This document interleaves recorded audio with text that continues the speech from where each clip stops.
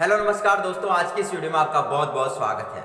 दोस्तों, आज की इस वीडियो में हम बात करने वाले हैं ब्लड के बारे में। किसके बारे में? ब्लड के बारे में जानेंगे, जो कि ऑल कंपटीशन एग्जाम के लिए बहुत इंपॉर्टेंट है। ठीक है, ब्लड में से हर साल बच्चों जो भी अभी कंपटीशन परीक्षा है, कोई सी भी कंपटीशन परीक्षा हो, उसमें आपसे ब्लड के ऊपर क्वेश्चन बनते ही बनते हैं। ठीक है, तो अगर आपने इस वीडियो को अच्छी तरह से समझा और जाना तो आपको किसी भी कंपटीशन परीक्षा में ब्लड से आपका क्वेश्चन नहीं जाने वाला, उसको आप सही करके आने वाले हो। ठीक है, तो सबसे पहले हम बात करेंगे बच्चों ब्लड के बारे में। तो सबसे पहले हम बात कर लेते हैं ब्लड। ठीक है, ब्लड के बारे में हम जानेंगे तो इंग्लिश वर्ड है ये ब्लड, इसको हिंदी में बोलते हैं बच्चों हम रक्त। क्या बोलते हैं? रक्त कहते हैं, या इसको हम बोल सकते हैं रुधिर। क्या कह सकते हैं? रुधिर कह सकते हैं, या बच्चों इसको हम लहू कह सकते हैं, या इसको हम खून कह सकते हैं। ठीक है, इन सभी नामों से हम पुकार सकते हैं बच्चों। ठीक है, वापस ब्लड कह सकते हैं, रक्त कह सकते हैं, रुधिर कह सकते हैं, लहू कह सकते हैं, या खून कह सकते हैं। हमारे गांव में तो बच्चों खून ही कहते हैं कि मेरी अंगुली कट गई, मेरी अंगुली कट गई है भाई और मेरे खून निकलने लग गया। नहीं बोलते यार मेरी तो अंगुली कट गई, मेरे तो खून निकलने लग गया, या मेरी चोट लग गई है ना, मैं पड़ गया था वहां पर मेरे खून निकलने लग गया। तो बच्चों खून के बारे में हम पढ़ने वाले हैं, ब्लड के बारे में इस वीडियो में हम जानने वाले हैं। बेसिक नॉलेज आपको दी जाएगी ब्लड के बारे में। ठीक है, बेसिक नॉलेज आपको दी जाएगी। ठीक है, तो बेसिक नॉलेज हम जानने वाले हैं इस वीडियो के अंतर्गत। सारी डिटेल आपको मिलेगी, लेकिन सारी डिटेल हम एक वीडियो में आपको प्रोवाइड नहीं करवा सकते, लेकिन हर चीज आपके लिए फायदेमंद होगी। ठीक है, तो ध्यान समझिएगा, ब्लड के बारे में हम जानने वाले हैं। तो सबसे पहले तो बच्चों हम यहाँ पर बात कर लेते हैं कि विज्ञान की जिस शाखा के अंतर्गत ब्लड का अध्ययन किया जाता है उसे क्या कहते हैं। विज्ञान की जिस शाखा के अंतर्गत रक्त का अध्ययन किया जाता है उसे क्या कहते हैं? तो बच्चों उसे कहते हैं हेमेटोलॉजी। क्या कहते हैं? हेमेटोलॉजी। हेमेटोलॉजी कहते हैं बच्चों विज्ञान की जिस शाखा के अंतर्गत ब्लड का अध्ययन किया जाता है, यानी कि हम कह सकते हैं रक्त का अध्ययन करना। ठीक है, रक्त का अध्ययन करने वाली जो विज्ञान की शाखा होती है बच्चों, उसे हम क्या कहेंगे? उसे सर हम हेमेटोलॉजी कहेंगे। क्या कहेंगे बच्चों? हेमेटोलॉजी कहेंगे। ठीक है, इतना आपको समझ में आया। अब हम बात करते हैं, तो अब आपके दिमाग में आ रहा होगा सर ये किसने बताया? सबसे पहले ये किसने बताया? तो बच्चों हेमेटोलॉजी का जनक। ठीक है, हेमेटोलॉजी का जनक, हेमेटोलॉजी का जो जनक था, तो बच्चों वो कौन था? तो हाँ, वो था, ध्यान दीजिएगा, विलियम ह्यूसोन। कौन था? विलियम। ठीक है, विलियम ह्यूसोन था बच्चों। कौन था? विलियम ह्यूसोन। यानी कि देखिए हेमेटोलॉजी का जो जनक था बच्चों वो कौन है? विलियम ह्यूसोन है। कौन है? विलियम ह्यूसोन है। इसके बाद हम बात करेंगे बच्चों, ध्यान दीजिएगा, देखो अब आपके होता क्या है, जैसे मान लो आपके ब्लड में किसी भी प्रकार की प्रॉब्लम है, आप अब डॉक्टर के पास जाते हो ब्लड को दिखाने, ब्लड का टेस्ट करवाने, या अन्य जो भी प्रॉब्लम है आपके ब्लड से संबंधित, तो हम यहाँ पर कह सकते हैं जो बच्चों रक्त के डॉक्टर होते हैं, कौन होते हैं? रक्त के डॉक्टर। ठीक है, रक्त के जो डॉक्टर होते हैं सर उन्हें हम क्या कहेंगे? तो बच्चों जो रक्त के डॉक्टर होते हैं हम उन्हें कहते हैं हेमेटोलॉजिस्ट। क्या कहेंगे?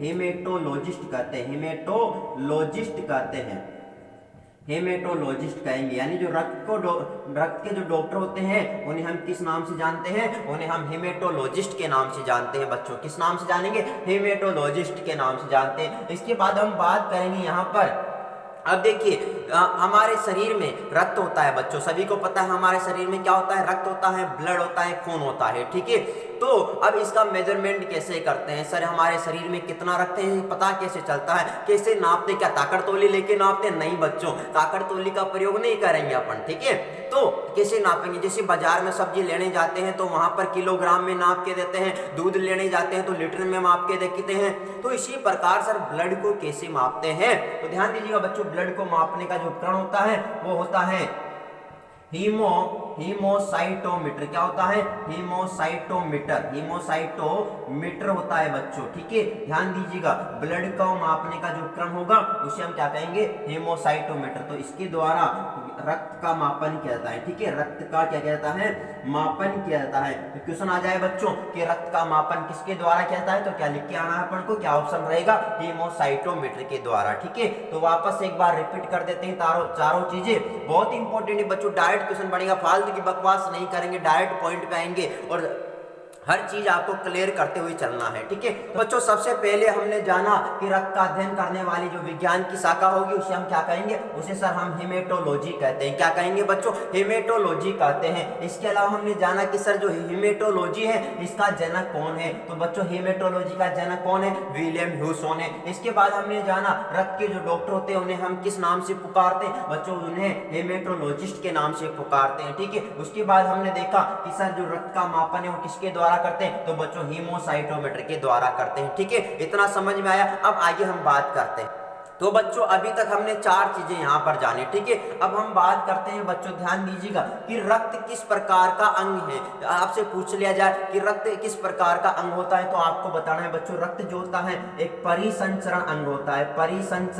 परिसंचरण अंग होता है। रक्त क्या होता है बच्चों, रक्त एक परिसंचरण अंग होता है, यानी इंग्लिश में बोले तो सर्कुलेटरी ऑर्गन होता है बच्चों। रक्त एक सर्कुलेटरी ऑर्गन होता है। सर ये सर्कुलेटरी ऑर्गन क्यों होता है, तो बच्चों ध्यान दीजिएगा परिसंचरण अंग होता है। तो क्यों होता है सर ये, तो देखिए हमारा जो रक्त होता है परिसंचरण अंग होता नहीं है बच्चों, परिसंचरण अंग नहीं है, लेकिन परिसंचरण अंग की भांति काम करता है। सर क्यों करता है, तो बच्चों सुनिए क्यों। देखो हमारे शरीर में बच्चों क्या होती है, हमारे शरीर में कोशिकाएं होती हैं। कोशिकाओं से मिलकर ये क्या बनते हैं, सर ऊतक बनते हैं। ऊतक मिलकर क्या बनाते हैं, सर अंग बनाते हैं। और अंग मिलकर के तंत्र बनाते हैं। और तंत्र मिलकर के पूरी बॉडी की रचना कर डालते हैं बच्चों, ठीक है। इतना आपको पता है। तो अब ध्यान देना क्या होता है, इन सभी अंगों में बच्चों, हम सभी अंगों में हमारा जो ब्लड होता है वो क्या पहुंचाता है, सर ऑक्सीजन पहुंचाता है, पोषक तत्व पहुंचाता है, इसके अलावा और भी बहुत सारी चीजें पहुंचाता है। तो ब्लड पहुंचाता है शरीर के विभिन्न अंगों में पोषक तत्व, ऑक्सीजन कौन पहुंचा रहा है, सर ब्लड पहुंचा रहा है। तो बच्चों ब्लड जो होता है,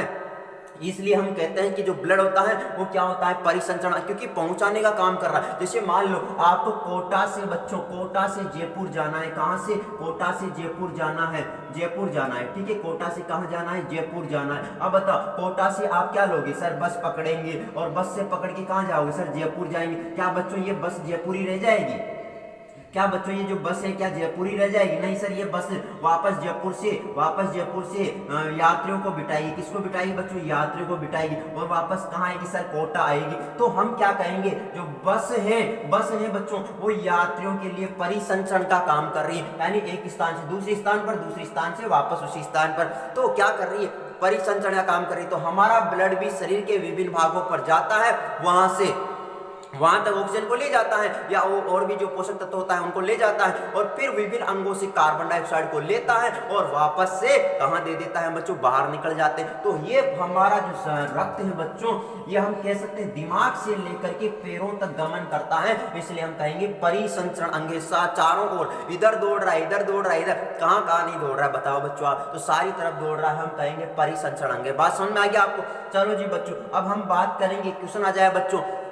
तो हमने कहा कि रक्त कैसा है, अंग है, तो रक्त एक परिसंचरण अंग है, ठीक है। अब हम बात करते हैं बच्चों, रक्त जो होता है एक तरल संयोजी ऊतक होता है। क्या होता है बच्चों, तरल संयोजी ऊतक होता है, तरल संयोजी, ठीक है, तरल संयोजी ऊतक होता है। इट मीन्स अंग्रेजी में कहें तो ये बच्चों लिक्विड, LIQUID, लिक्विड कनेक्टिव कह सकते हैं, कनेक्टिव टिश्यू, TISSUE। तो बच्चों हम कहें कि जो रक्त होता है एक तरल संयोजी ऊतक होता है, तरल संयोजी ऊतक होता है, लिक्विड कनेक्टिव टिश्यू होता है। सर ये क्यों होता है, तो बच्चों तरल का क्यों, क्योंकि आपको पता है हमारा जो हमारा जो रक्त होता है एक द्रव के रूप में होता है। तो संयोजी ऊतक का मतलब क्या होता है बच्चों, सर संयोजी ऊतक का मतलब होता है ऐसा ऊतक जो शरीर के विभिन्न अंगों को परस्पर जोड़ के रखता है, उसे संयोजी ऊतक कहेंगे, ठीक है। तो रक्त क्या करता है, हमने देखा बच्चों, अभी हमने देखा है कि जो रक्त होता है शरीर के विभिन्न अंगों तक, सर कोई सा भी, हर हाथ की नस में देखो बच्चों, यहाँ भी रक्त जाएगा, कहीं पर भी चल जाओ, पेड़ में कहीं पर भी चल जाओ, हमारा रक्त बेचारा क्या करता है कि शरीर के हर भाग में जाता है बच्चों, ठीक है। तो अब तरल संयोजी ऊतक का मतलब क्या है, अब जब सभी पोषक तत्वों को शरीर के विभिन्न भागों तक पहुंचाता है, तो बताओ क्या ये उनको जोड़ के नहीं रखता है, क्या रखता है बच्चों, शरीर के विभिन्न अंगों को परस्पर ये जोड़ करके रखता है, ठीक है। तो हम और भी एक एग्जाम्पल के द्वारा मैं समझाऊं बच्चों। अगर मान लो आपके घर में कोई दूध देने वाला आता है, समझना बात को, दूध देने वाला आता है, तो अब अगर हम डेली के डेली रोजाना उसी से दूध लेते तो हम उसके साथ कनेक्ट हो गए ना, उसके साथ क्या हो गया, कनेक्ट हो गया। किसी ठेले पे जाते, किसी ठेले पे जाते, अगर वहां से डेली सब्जी लेंगे बच्चों, है ना, ठेले पे जाकर सब्जी लेंगे, अगर वहीं से ले रहे हैं रेगुलर, तो हम उसके साथ कनेक्ट हो गए। तो हमारा ब्लड भी क्या होता है, हर ऑर्गन में बार बार जाता है, बार बार आता है, इसलिए तरल संयोजी उत्तक होता है बच्चों। उनको कनेक्ट रख करके विभिन्न अंगों को परस्पर कनेक्ट रख करने का काम करता है बच्चों, ठीक है। तो हमने कहा कि जो रक्त है वो क्या है, तरल संयोजी उत्तक। इतना समझ में आ गया आपको। चलो जी, अब हम आगे बात करते हैं बच्चों। अब दिमाग में आ रहा होगा सर जो ब्लड होता है, ठीक है, मान लिया ब्लड होता है, लेकिन इसका जो निर्माण है ये कहाँ होता है शरीर में? तो बच्चों रक्त का जो निर्माण है ये होता है अस्थि मज्जा में। कहाँ पर होता है? अस्थि मज्जा में होता है। रक्त का निर्माण कहाँ होगा? अस्थि मज्जा में, यानी कि बोन मैरो में होता है। बोन मैरो में, बोन मैरो में इसका निर्माण होता है, अस्थि मज्जा में इसका निर्माण होता है। तो सर ये अस्थि मज्जा कहाँ पर होता है बच्चों? ये हमारे शरीर में होती है, लेकिन कहाँ पर? जो हमारी हड्डी है, जैसे मान लो ये हमारी हड्डी है बच्चों, ठीक है, हमारी हड्डी है। अब इसमें क्या होता है बच्चों, इस हड्डी में कुछ खाली जगह होती है ऐसे, तो इस खाली जगह में बच्चों बोन मैरो होता है। क्या होता है? बोन मैरो होता है। और इस बोन मैरो में ही बच्चों किसका निर्माण होगा? सर बोन मैरो में रक्त का निर्माण होगा। किसका? रक्त का निर्माण होगा सर, ठीक है। तो रक्त का निर्माण कहाँ होगा बच्चों? रक्त का निर्माण बोन मैरो में होता है, अस्थि मज्जा में होता है। ये कहाँ होता है? सर हमारी हड्डियों में कुछ खाली जगह होती है, उनमें ये बोन मैरो होता है और उसी में रक्त का निर्माण होता है, ठीक है। इतना समझ में आ गया अब आपको कि हमारे जो शरीर है उसमें रक्त का निर्माण कहाँ पर होता है? तो क्वेश्चन आ जाता है तो अस्थि मज्जा में होता है। कहाँ पर होता है बच्चों? अस्थि मज्जा में, यानी कि बोन मैरो में हमारे रक्त का निर्माण होता है। या इसको ऐसे समझे, कैसे समझे सर? तो बच्चों हमारी जो त्वचा होती है, हमारी जो त्वचा होती है, ध्यान दीजिएगा, हमारी जो त्वचा होती है, ठीक है, त्वचा बोले तो सर स्किन, ठीक है, त्वचा बोले तो स्किन। अब इसकी 3 परतें होती हैं। पहली होती है बच्चों एक्टोडर्म, ठीक है, पहली कौन सी होती है सर? एक्टोडर्म होती है, पहली एक्टोडर्म होती है। दूसरी होती है बच्चों, दूसरी होती है मीजोडर्म। कौन सी? Mesoderm, mesoderm, ectoderm, mesoderm. और तीसरी होती है बच्चों, तीसरी होती है एंडोडर्म, ठीक है, एंडोडर्म होती है, ठीक है बच्चों। तो हमारी जो स्किन है इसमें 3 परतें होती है। सबसे ऊपरी परत जो होती है एक्टोडर्म होती है, बीच वाली मीजोडर्म होती है और सबसे नीचे वाली एंडोडर्म होती है। तो जो अस्थि मज्जा होता है बच्चों इस मीजोडर्म के नीचे होता है। तो मीजोडर्म के नीचे क्या होता है सर? अस्थि मज्जा होगा। और इसी अस्थि मज्जा में किसका निर्माण हो जाएगा सर? अस्थि मज्जा में रक्त का निर्माण हो जाएगा। तो बच्चों बताओ समझ में आया कि नहीं आया आपको कि अस्थि मज्जा कहाँ पर है उसका, और वो क्या काम करता है? तो अस्थि मज्जा जो होता है बच्चों, या तो बोलो हड्डी के बीच में खाली जगह होती है उसमें होता है बोन मैरो या रक्त मज्जा, उसी में रक्त का निर्माण होगा। या ऐसे समझो कि जो त्वचा होती है, स्किन होती है, उसमें 3 परतें होती है। सबसे ऊपरी परत एक्टोडर्म, बीच वाली मीजोडर्म और सबसे नीचे वाली एंडोडर्म। तो मीजोडर्म के नीचे अस्थि मज्जा होता है, इसी में रक्त का निर्माण होता है, ठीक है। इतना समझ में आया। अब आगे बात करते हैं बच्चों, अब बात करते हैं बच्चों हमारा जो शरीर होता है, जो शरीर है उसमें रक्त होता है। अब वो जो रक्त होता है बच्चों ध्यान देना, जो रक्त होता है इसका पीएच मान, ध्यान देना, रक्त का जो पीएच मान होता है, पीएच मान ये होता है बच्चों 7.4। कितना होता है? 7 रक्त के क्वेश्चन आ जाए बच्चों कि रक्त का पीएच मान कितना होता है, तो आपको क्या बताना है? तो ये 7.4 होता है। रक्त का पीएच मान कितना होता है? 7.4 होता है, ठीक है, होता है।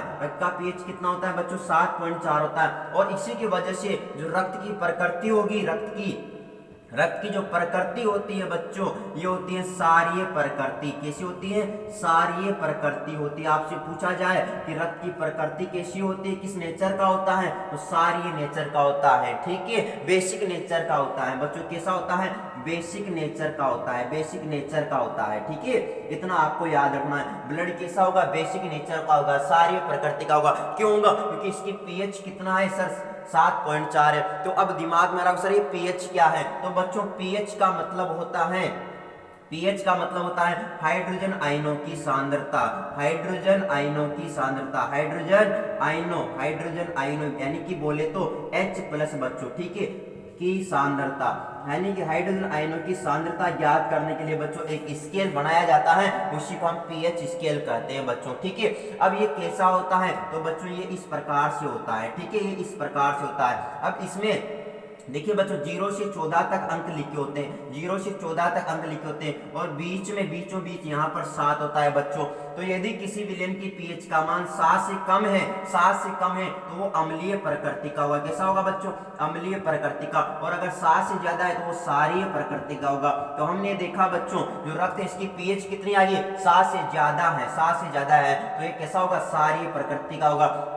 अब दिमाग में आ रहा होगा सर अगर मान लो ऐसा विलेन हो जिसकी पीएच 7 हो तो फिर वो कैसा होगा? तो बच्चों वो उदासीन होगा। कैसा होगा? उदासीन होगा वो। ठीक है, इतना आपको याद रखना है। जैसे जो जल हो, अच्छा उदासीन का मतलब जिसका कोई स्वाद नहीं हो बच्चों, स्वाद ही नहीं हो। जैसे पानी पीते हो, पानी पिया ना जिंदगी में, पानी जो पीते हैं बच्चों अब उसका कोई स्वाद होता है नहीं, तो उसका पीएच होता है बच्चों 7 होता है। कितना होता है? 7 होता है। ठीक है, तो हमने कहा यदि विलेन की पीएच का मान 7 से कम है तो अम्लीय प्रकृति होगी, 7 से ज्यादा है तो क्षारीय प्रकृति होगी और जिसकी पीएच 7 है वो उदासीन होगा बच्चों। ठीक है, तो जल क्वेश्चन आ जाए जल की पीएच का मान कितना होता है? तो 7 होता है बच्चों। ठीक है, तो रक्त का पीएच कितना होगा? 7.4, इसलिए इसकी प्रकृति कैसी होगी? क्षारीय होगी बच्चों, यानी बेसिक नेचर का होता है। और पीएच का मतलब मैंने बता दिया हाइड्रोजन आयनों की सांद्रता ज्ञात करना, और यानी कि हाइड्रोजन आयनों की सांद्रता ज्ञात करने के लिए एक स्केल बनाया जाता है, उसे हम पीएच स्केल कहते हैं बच्चों। ठीक है, और ये मैंने पूरी जानकारी आपको बता दी। ठीक है, अब आगे बात करते हैं बच्चों।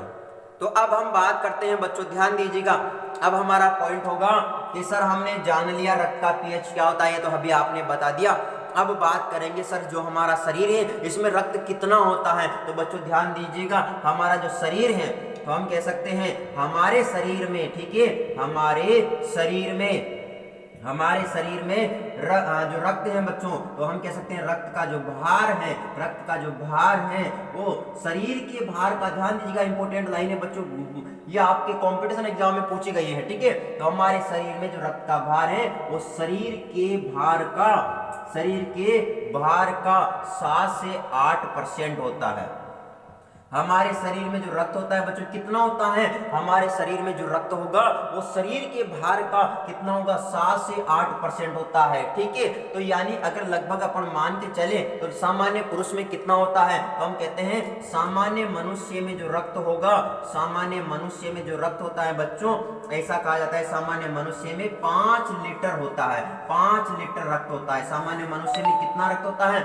5 लीटर रक्त होता है सर। ठीक है, तो ध्यान रखना है सामान्य मनुष्य में कितना रक्त होता है? 5 लीटर रक्त होता है, और जो कि ये 5 लीटर यानी कि शरीर के भार का 7 से 8% होता है। कितना?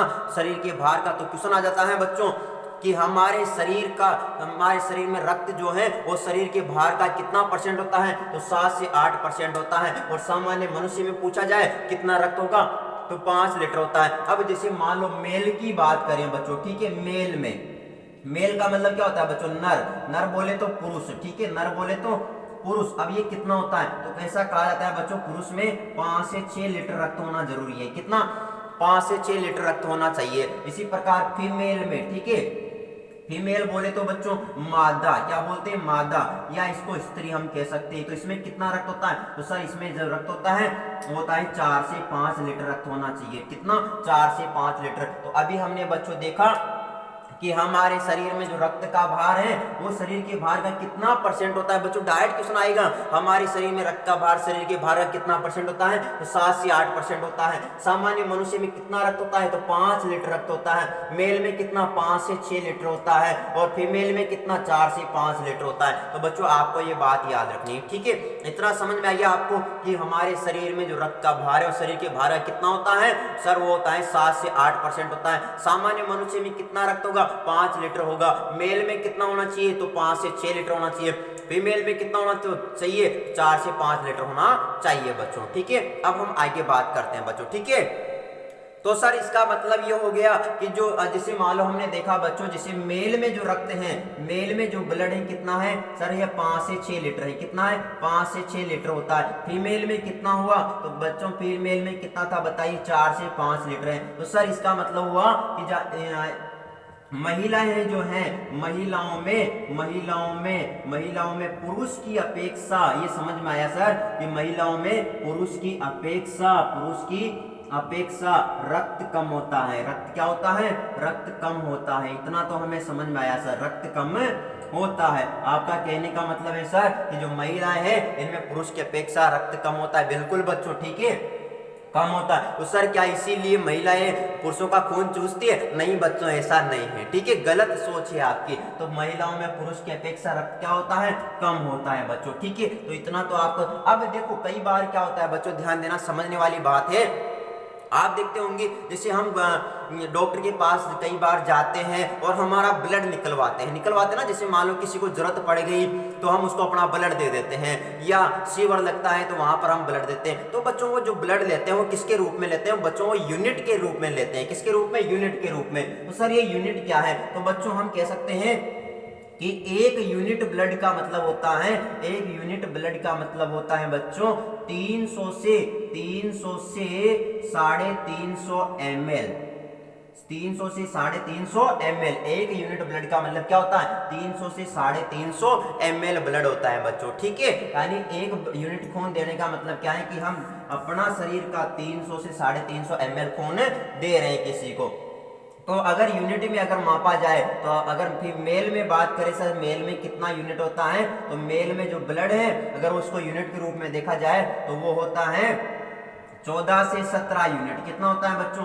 14 से 17 यूनिट होता है। 14 से 17 यूनिट होता है, ठीक है। यानी मेल में 14 से 17 यूनिट होगा, यानी कि नर में कितना होगा? 14 से 17 यूनिट। और फीमेल में तो सर जो फीमेल है इसमें जो रक्त होगा ये होगा हमारा 10 से 14 यूनिट होता है। कितना? 10 से 14 यूनिट होता है सर, ठीक है। तो इतना आपको याद रखना है बच्चों कि अगर यूनिट की बात करें, एक यूनिट ब्लड का मतलब क्या होता है? तो 300 से 350 ml होता है। मेल में कितना यूनिट होगा सर? तो 14 से 17 यूनिट होता है। और फीमेल में यानी कि मादा में कितना होता है, स्त्रियों में कितना होता है? तो 10 से 14 यूनिट बच्चों ये होना चाहिए, ठीक है, यूनिट के रूप में। और लीटर में तो हमने देख ही लिया कि मेल में 5 से 6 लीटर होना चाहिए और फीमेल में 4 से 5 लीटर होना चाहिए। और सामान्य मनुष्य की बात करें, एक नॉर्मल आदमी की बात करें, सामान्य मनुष्य में सर कितना होना चाहिए? तो ये अप्रोक्सीमेटली लगभग 5 लीटर होना चाहिए बच्चों, ठीक है। इतना आपको ध्यान रखना है बच्चों, ठीक है। इतना समझ में आ गया? चलो बहुत बढ़िया। अब आगे देखते हैं बच्चों। तो बच्चों अब ध्यान दो, अभी तक हमने क्या क्या समझा, उसकी बहुत सारी चीजें हमने रक्त के बारे में समझी। अब हम यहाँ पर बात कर रहे हैं बच्चों, ध्यान दीजिएगा किस पॉइंट की बात कर रहे हैं। आपको पता होगा बच्चों जो हमारा रक्त होता है इसका रंग कैसा होता है? तो सर ये तो हमने देखा हुआ है, रक्त का जो रंग होता है ये लाल होता है सर। क्या होता है? लाल होता है। कैसा होगा? लाल होगा सर। तो क्या कभी आपने सोचा कि ये लाल क्यों होता है? तो सर ये तो हमें पता है। क्या पता है? कि जो रक्त का जो रंग लाल है ये हीमोग्लोबिन के कारण होता है। किसके कारण? हीमोग्लोबिन। यानी रक्त में बच्चों एक वर्णक पाया जाता है। कौन सा? एक वर्णक पाया जाता है। और वो वर्णक कौन सा है सर? हीमोग्लोबिन वर्णक यानी पिगमेंट। हीमोग्लोबिन पिगमेंट के कारण, हीमोग्लोबिन पिगमेंट यानी वर्णक के कारण रक्त का रंग कैसा होता है? लाल होता है। तो क्वेश्चन आ जाए बच्चों कि रक्त का लाल रंग किस वर्णक के कारण होता है? तो आपको बताना है हीमोग्लोबिन के कारण होता है। किसके कारण होता है बच्चों? हीमोग्लोबिन के कारण रक्त का रंग कैसा होता है? लाल होता है। तो सर ये हीमोग्लोबिन क्या है? तो बच्चों जो हीमोग्लोबिन है ये 2 वर्डों से मिलकर बना हुआ है। एक तो बच्चों हिम और एक है ग्लोबिन। एक क्या है बच्चों? ग्लोबिन। एक तो है हिम और एक क्या है? ग्लोबिन। इन दोनों वर्डों से मिलकर ये क्या बना हुआ है? हीमोग्लोबिन। अब हिम का मतलब क्या है सर? तो हिम का मतलब होता है बच्चों आयरन। आयरन बोले तो सर लोहा, ठीक है, लोहा। और ग्लोबिन बोले तो सर प्रोटीन, ठीक है, प्रोटीन। तो इसका मतलब ये हो गया सर कि जो हमारा हीमोग्लोबिन है वो आयरन और प्रोटीन से मिलकर बनाता है। बिल्कुल बच्चों, इन दोनों से मिलकर कौन बनता है? हीमोग्लोबिन बनता है, ठीक है। हमारा जो हीमोग्लोबिन है वो आयरन और लोहे से मिलकर के बना होता है, ठीक है बच्चों। हीमोग्लोबिन आयरन और प्रोटीन से मिलकर बना होता है। अब जो आयरन होता है इसका रंग भी लाल होता है, प्रोटीन का रंग भी लाल होता है। तो हीमोग्लोबिन कैसे रंग का होगा बताओ? लाल रंग का। तो रक्त का रंग भी कैसा होगा बताओ? लाल रंग होगा सर, ठीक है। तो इतना समझ में आ गया आपको? तो बच्चों अब यहाँ तक हमने बात कर ली कि रक्त लाल रंग का होता है। क्यों होता है? हीमोग्लोबिन वर्णक के कारण यानी पिगमेंट के कारण। अब हीमोग्लोबिन 2 वर्डों से मिलकर बना है, हिम और प्रोटीन। हिम बोले तो आयरन यानी कि लोहा, ग्लोबिन बोले तो प्रोटीन। तो इसका मतलब हीमोग्लोबिन आयरन और प्रोटीन से मिलकर बना होता है। अब देखो आयरन का रंग लाल, प्रोटीन का रंग भी लाल, तो हीमोग्लोबिन लाल रंग का, तो रक्त भी कैसा होगा बच्चों? लाल रंग का होगा। बताओ, कोई दिक्कत नहीं होनी चाहिए। तो किसी भी प्रकार से क्वेश्चन पूछा जाए बच्चों आपको जवाब जरूर जरूर आएगा, ठीक है। अब आगे हम बात करते हैं बच्चों, ध्यान देना। देखो कई बार परीक्षा में पूछा जाता है बच्चों कि जो रक्त होता है, रक्त जो होता है, रक्त का शुद्धिकरण कहाँ पर होता है, रक्त का जो शुद्धिकरण होता है, रक्त का जो शुद्धिकरण होता है, प्यूरिफिकेशन होता है, वो कहाँ पर होता है। तो रक्त का जो शुद्धिकरण होगा बच्चों ये होता है हमारे फेफड़ों में। कहाँ पर होता है, फेफड़ों में होता है, फेफड़ों में यानी लंग्स में।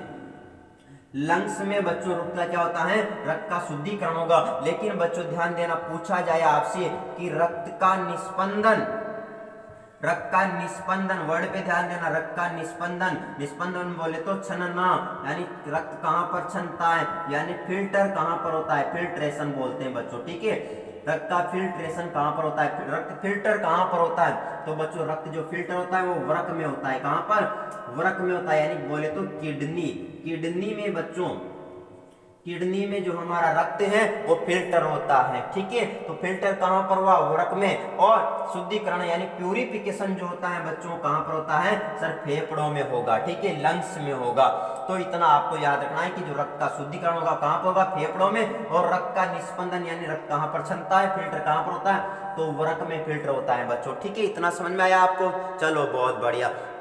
अब बच्चों हम बात करते हैं कि जो हमारा रक्त होता है बच्चों, देखिए हमारा जो रक्त होता है इसमें, हमारा जो रक्त होता है, ध्यान दीजिएगा बच्चों, अच्छी तरह से समझना है। जो रक्त होगा, ध्यान देना, मैं इसको मिटा लेता हूँ, साला मिटता भी लेट है ना, बोर्ड थोड़ा ऐसा ही हो गया, मेरे को मार्कर चेंज करना पड़ेगा बच्चों, ठीक है। मार्कर चेंज करेंगे, लाएंगे यार, पैसे नहीं अभी, ठीक है। तो बच्चों ध्यान देना बच्चों, कोई बात नहीं, आ जाएंगे, भगवान की दया से बहुत पैसे आएंगे यार, टेंशन क्यों लेते हो आप। हाँ, तो आपका आशीर्वाद चाहिए सब लोगों का। तो ध्यान दीजिएगा बच्चों, हम बात कर रहे हैं कि जो रक्त होता है, रक्त की मुख्य कोशिका, रक्त की मुख्य कोशिका, क्वेश्चन आ जाए कि रक्त की मुख्य कोशिका कौन सी है, तो बच्चों आपको बताना है कि जो रक्त होता है इसकी मुख्य कोशिका होती है आरबीसी। क्या होती है, आरबीसी। आरबीसी बोले तो लाल रक्त कोशिका, लाल रक्त कोशिका होती है बच्चों, लाल रक्त कोशिका होती है, या रेड, रेड है ना, red blood, red blood cell कहते हैं बच्चों, या इसको बोल सकते हैं कॉप्सूल्स, है ना,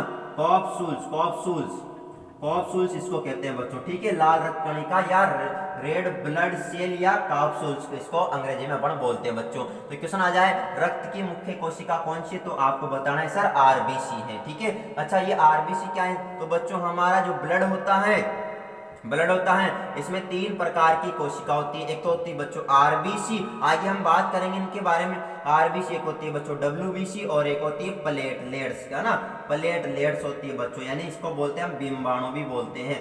तो इन तीनों में जो सबसे प्रमुख कोशिका है ब्लड में वो कौन सी है बच्चों, आरबीसी, ठीक है। आरबीसी प्रमुख कोशिका है बच्चों, ठीक है, इतना याद रखना है आपको। अभी आगे हम जब आगे ब्लड के बारे में और डिटेल से जानेंगे तो आपको हर चीज बच्चों समझ में आएगी। आपको घर बनाने की किसी भी प्रकार की कोई जरूरत नहीं, हर एक चीज आपको क्लियर करवाई जाएगी, ठीक है बच्चों। चलो जी सर, वो तो हमें आपके ऊपर विश्वास है, ठीक है। तो विश्वास तो बच्चों आपको करना पड़ेगा, क्योंकि विश्वास एक ऐसी चीज है जिसको किया जाता है, बात समझ रहे हो। तो विश्वास तो करना पड़ेगा आपको मेरे ऊपर, और अगर विश्वास किया तो मैं आपसे वादा भी कर रहा हूं बच्चों, आपको किसी भी प्रकार की दिक्कत नहीं आएगी, ठीक है। चलो जी, अब हम बात करते हैं बच्चों रक्त का संगठन, ठीक है। रक्त का संगठन, संगठन का मतलब बोले तो रक्त का संगठन का मतलब होता है बच्चों कि रक्त कितने भागों में बटा हुआ है और किन किन से मिलकर के बना हुआ है, ठीक है। तो बच्चों रक्त जो होता है ये 2 भागों में बटा हुआ है। इसका एक भाग तो होता है बच्चों तरल भाग, कौन सा भाग, तरल भाग होता है, और एक होता है बच्चों ठोस भाग, ठीक है। एक तो तरल भाग होता है, एक ठोस भाग होता है। रक्त के कितने भाग होते हैं सर, 2 भाग होंगे, एक तो तरल भाग और एक ठोस भाग। यानी तरल बोले तो बच्चों लिक्विड पार्ट, है ना, लिक्विड पार्ट, और एक होता है बच्चों सॉलिड, ठीक है, सॉलिड पार्ट, है ना। यानी कि रक्त जो होता है ये 2 पार्टों में बटा हुआ है, तरल भाग और ठोस भाग, यानी लिक्विड और सॉलिड, ठीक है। अब सर इस लिक्विड भाग को बनाता कौन है, तो बच्चों इसको बनाता है प्लाज्मा। कौन बनाता है, प्लाज्मा बनाता है। रक्त का जो तरल भाग इसको बनाएगा प्लाज्मा, और ठोस भाग में बच्चों हमारे कोशिकाएं होती हैं, यानी हम कह सकते हैं रक्त कणिकाएं। क्या होती है बच्चों? रक्त कणिकाएं। रक्त कणिकाएं होती हैं या रक्त कोशिकाएं भी हम इनको कह सकते हैं, रक्त कोशिकाएं होती हैं, ठीक है। रक्त कणिकाएं या रक्त कोशिकाएं कह सकते हैं। अब ये रक्त कणिकाएं बच्चों या रक्त कणिकाएं तो ब्लड ब्लड ब्लड कॉप्सूल्स, ठीक है, ब्लड ब्लड कॉप्सूल्स, ब्लड कॉप्सूल्स इनको कहते हैं, ठीक है, या ब्लड सेल भी इनको हम बोल सकते हैं बच्चों, ठीक है। ब्लड कॉप्सूल्स या ब्लड सेल भी हम कह सकते हैं। तो ये कितने प्रकार की होती है? तो बच्चों ये 2 प्रकार की होती है। तो अभी एक बार समझो, तरल भाग प्लाज्मा से बना होता है, ठोस भाग रक्त कणिकाओं से मिलकर के बना होता है। अब जो रक्त कणिकाएं होती है 3 प्रकार की होती है। नंबर 1 पे आता है बच्चों आरबीसी। आरबीसी बोले तो रेड ब्लड सेल, ठीक है, रेड ब्लड सेल, यानी हिंदी में बोलते हैं बच्चों लाल रक्त कणिकाएं, ठीक है, लाल रक्त कणिकाएं या लाल रक्त कोशिकाएं होती है बच्चों, ठीक है। दूसरा पार्ट होता है बच्चों डब्ल्यूबीसी। क्या होता है? डब्ल्यूबीसी। सर डब्ल्यूबीसी बोले तो श्वेत रक्त कणिकाएं, ठीक है, श्वेत रक्त कणिकाएं होती है बच्चों, ठीक है, श्वेत रक्त कणिकाएं या श्वेत रक्त कोशिकाएं होती हैं, ठीक है। तीसरा होता है बच्चों प्लेटलेट्स। क्या होता है? प्लेटलेट्स, ठीक है, प्लेटलेट्स, या बोले तो सर इनको बिंबाणु भी बोलते हैं बच्चों। क्या बोलते हैं?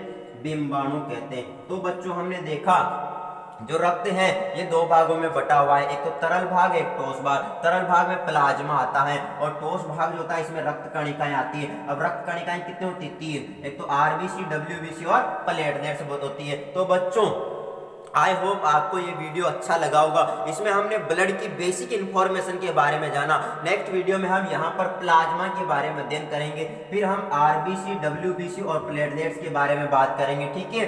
तो क्योंकि वीडियो ज़्यादा लंबी हम नहीं कर सकते, बहुत लंबी हो जाएगी, तो आज की वीडियो में बच्चों सिर्फ इतना है। आई होप बच्चों आपको वीडियो अच्छा लगा होगा। ब्लड का नेक्स्ट पार्ट हम लेकर के बहुत जल्दी आएंगे। तो अगर अच्छा लगा है वीडियो तो इसको लाइक, कमेंट और शेयर जरूर कीजिएगा। सब्सक्राइब करना मत भूलिए ताकि आपके लिए शानदार वीडियो बन करके